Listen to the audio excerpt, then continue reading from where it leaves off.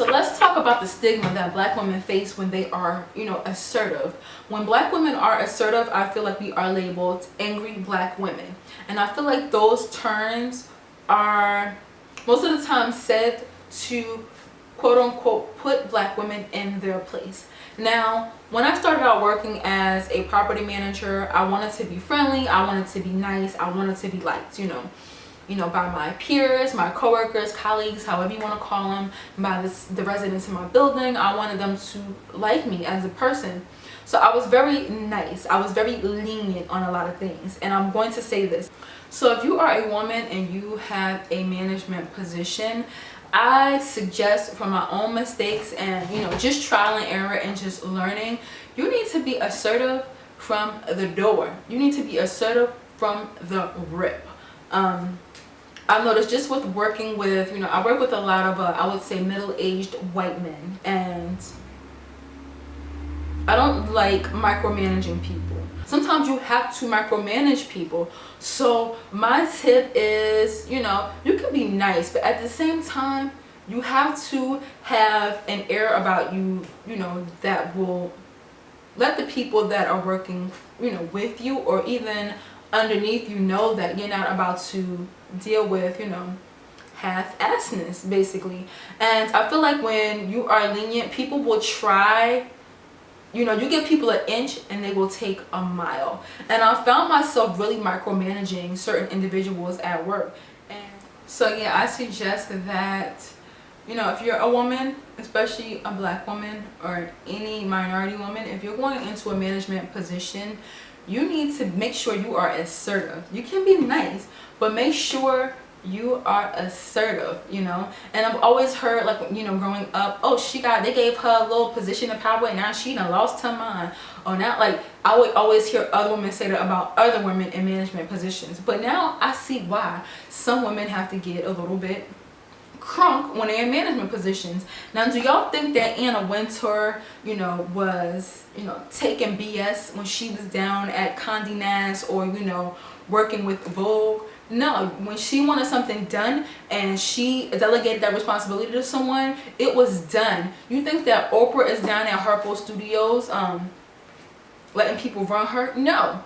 She is calling the shots and she getting stuff done. And this is why Oprah is such a respected individual, and so is Anna Wintour. Both highly respected individuals. You could tell that they be running the hell out of their offices. So that's just one lesson that I learned just about being a woman in management. You have to separate, being, friendly versus your business. Now, if you guys don't already know, I read a lot of books. I don't just talk about saying I read this and read that. No, I got the hard copies. The hard copy, okay? Just kidding. The hard copy to back it up. Now, the 48 Laws of Power by Robert Greene. So, law number 5 says, so much depends on reputation. Guard it with your life. So, I'm not about to be known as the pushover property manager or someone you could just tell anything to and I just go for it and not follow up behind it, or I'm not about to be made to look like a fool. You get what I'm saying?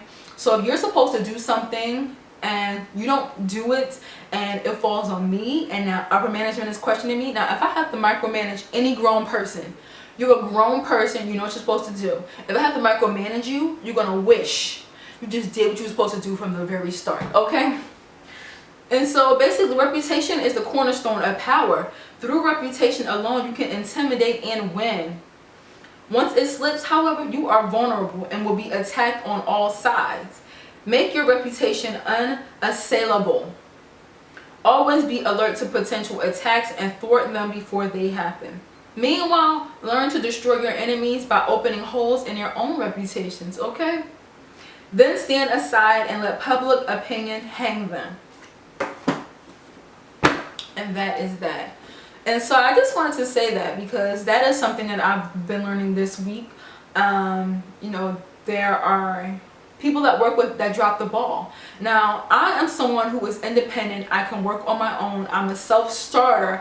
I don't need to be told over and over, like, girl, did you do that? Did you do this? Where is that? What about this? And that, like, I know exactly what I'm supposed to do. And I've been working at my company for over a year now, and I have not had a problem with me just not doing what I'm supposed to do because I know what I'm supposed to do, you know? Like, I don't want to be the cause of a whole property going down.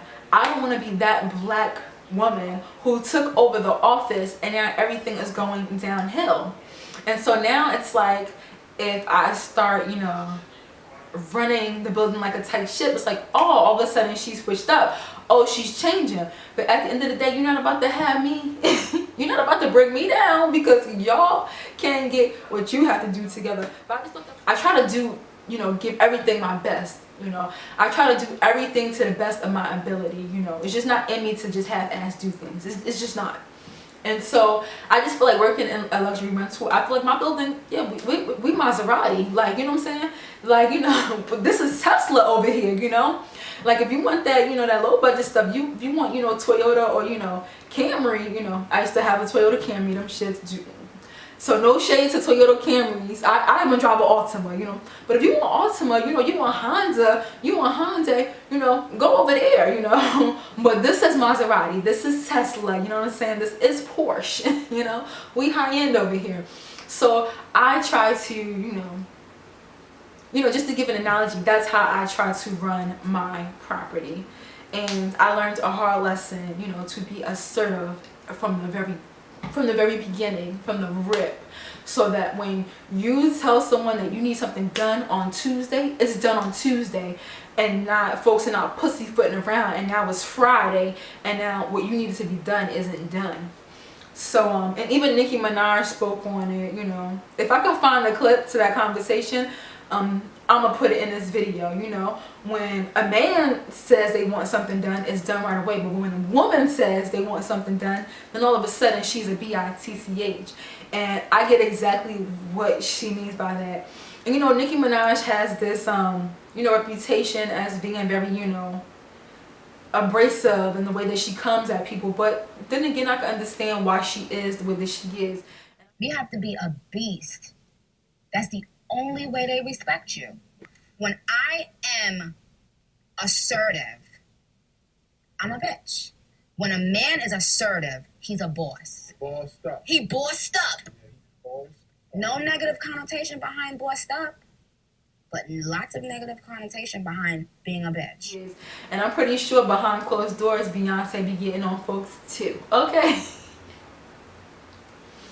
Nope, you know, that's how her shows and everything she does, it's, you know, when she brings us a show, it's amazing because I'm sure she doesn't allow half-stepping. So if you like your reputation and you don't want it tarnished, you know, I just feel like sometimes you have to be a little bit, you know, you gotta be assertive. You gotta, you know, put your foot down, you know. So if you are a woman and you work in a management position and you get exactly what I'm saying, and you got some tips for, you know, new, you know, up and coming female managers, put it in a comment section. Let's have like a cute little conversation. And if you're here to the end of this video, I want to thank you for coming to kick it with me today, and I'm going to see you guys in my next YouTube video. Toodles.